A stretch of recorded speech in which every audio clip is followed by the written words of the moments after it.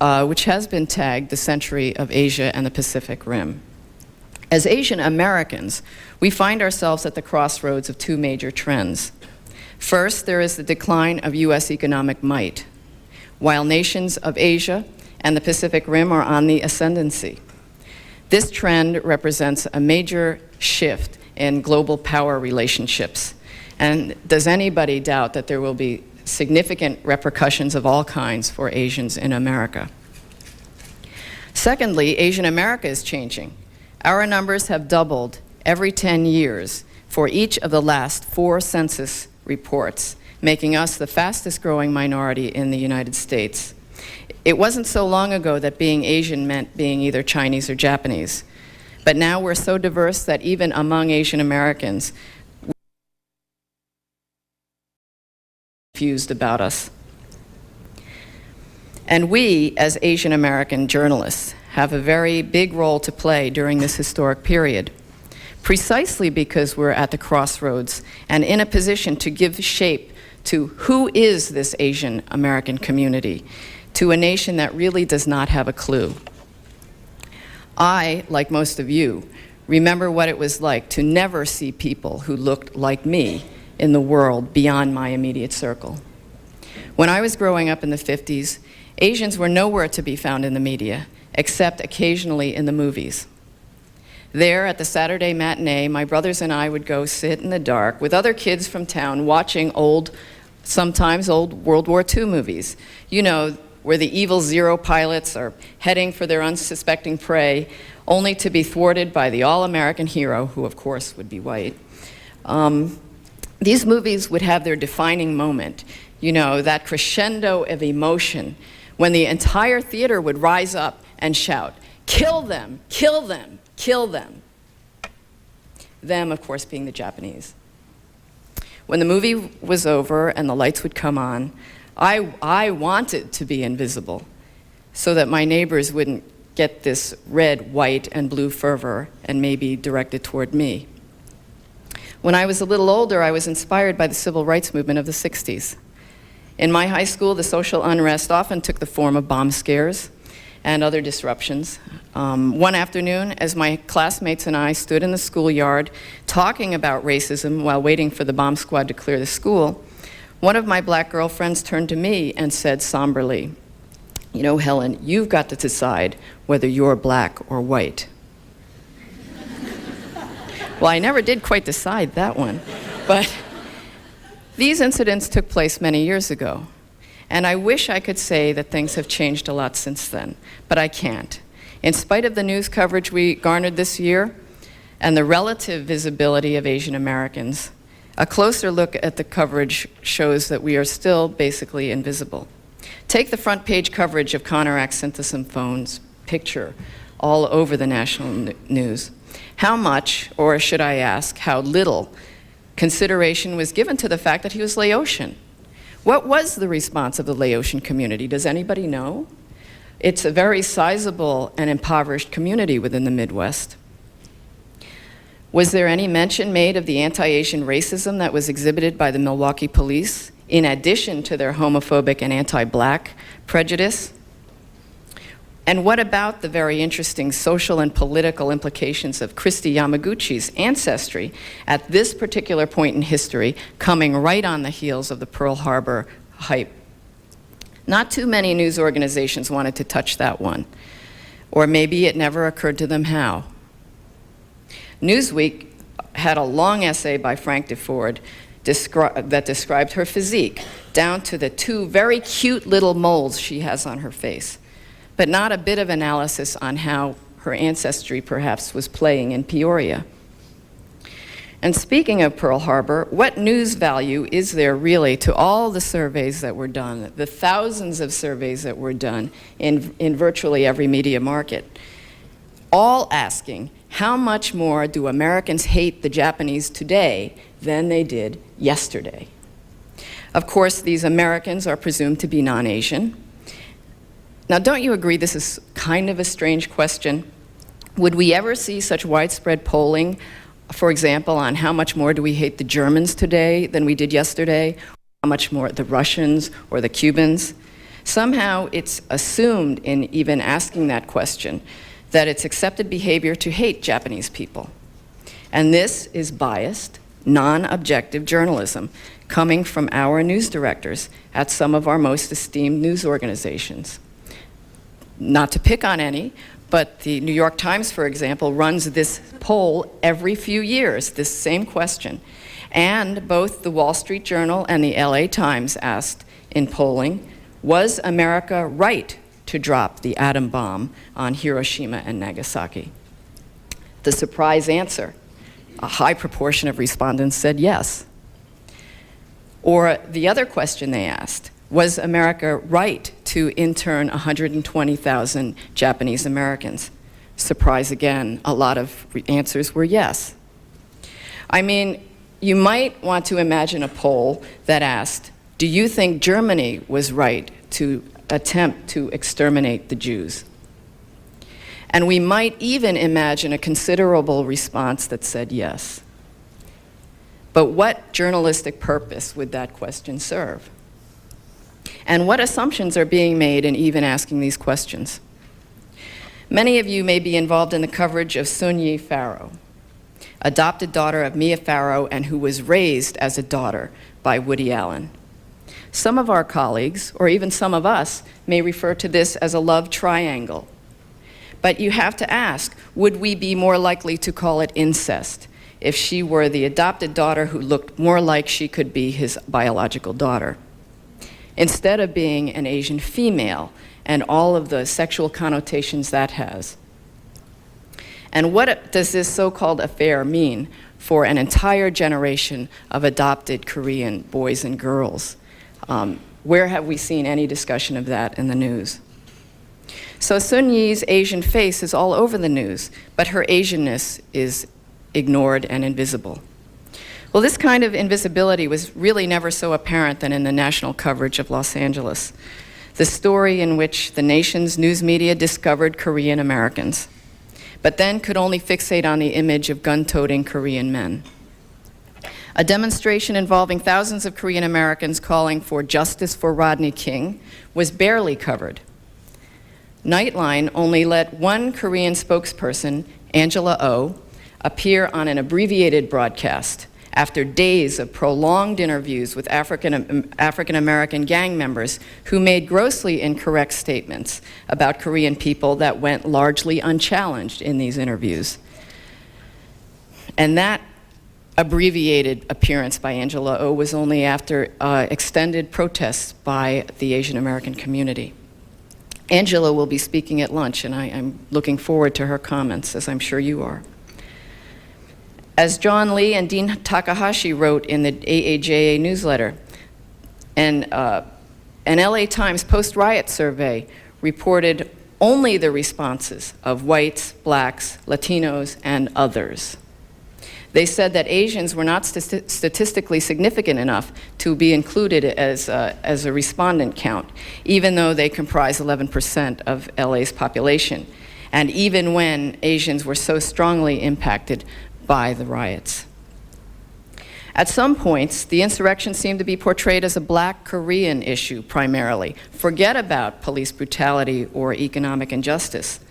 There was virtually no news analysis on the potential impact of what took place on other Asian Americans, or the fact that several hundred stores owned by Cambodians, Chinese, Japanese, South Asians, and others were also looted and burned.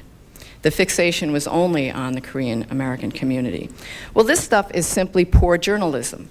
It wouldn't get out of Reporting 101. You know, the class that tells how to ask the right questions. When it comes to Asian Americans, some people just really don't seem to know what questions to ask to get beyond the superficial stereotypes. I know I'm making this sound a lot like us versus them, even though as journalists, many of us are the them. But the fact is, many of us, perhaps most of us, are still outsiders in our own newsrooms. Jimmy Breslin almost got away with calling Mary Jianya a little yellow dog, a slant-eyed cunt, excuse me. And when he didn't get away with it, many of his colleagues, our colleagues, wrote columns after columns in his defense. We're just not in the newsrooms in sufficient numbers yet, or in positions of authority yet, to be taken seriously. How many Asian American journalists were sent out to cover LA? Shockingly few. I've heard story after story by experienced Asian American journalists who requested to go and cover LA and were turned down even if their news organization had no other Asian American reporters.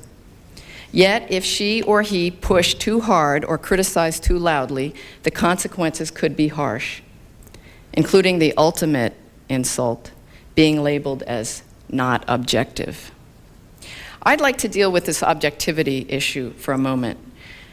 Somewhere, somehow, we ourselves have started to buy into this whole backlash mythology that to be a professional journalist somehow means that we can have no point of view of our own, and that even if this were possible, that having no point of view would be a virtue. This is a fiction, and it's a hypocrisy, and it only serves to keep us doubting ourselves. Last year at the Seattle convention, I sat in on a workshop and listened to a young woman who was in her first journalism job as an education reporter. She was there questioning her own ability to be an education reporter because she might run into a topic like bilingual education. And simply because she was Asian, she might have a conflict of interest. She might have a bias. Well, that kind of self-doubting we don't need to have in the journalists that we're encouraging to come and as Asian American journalists. Obviously, every story has implicit assumptions that steer readers or viewers into some kind of impression. The issue is who determines the assumptions, who decides what questions to ask or what questions not to ask. For example, so much media hype is made on the point of Japanese investment. Yet the news media itself, within the news media itself, some of the major companies are owned by foreign businesses. The largest ones being British, German, Australian, Canadian, and French.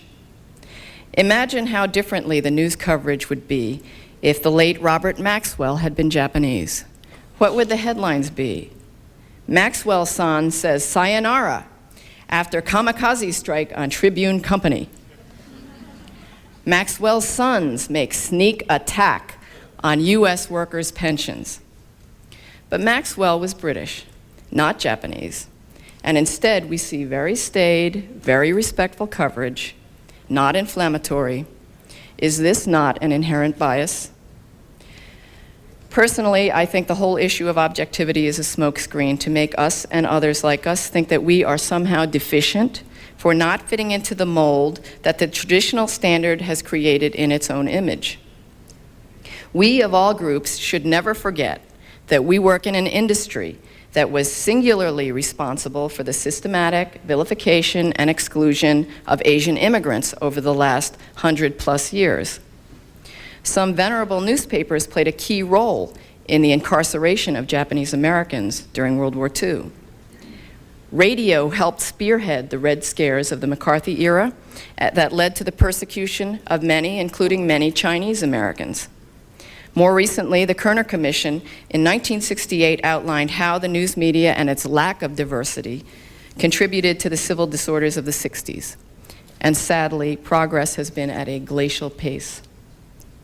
So when we get accused of not being objective, we need to be able to stand our ground and point out the double standard at play that's being applied to us at the expense of good journalism.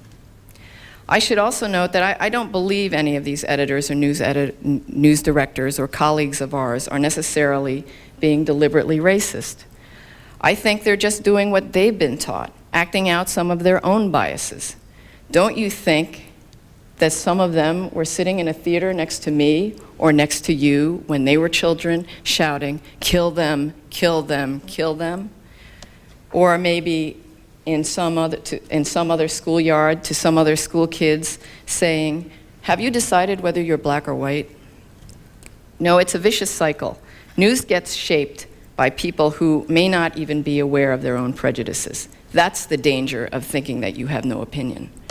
Journalists produce news that often reinforce their own beliefs, thereby steering public opinion in a way that perpetuates the same crap. And so on and so on. That's what we saw in LA. Some African American people using their prejudices toward Asians in particular, in general, and Koreans in particular, to justify their actions.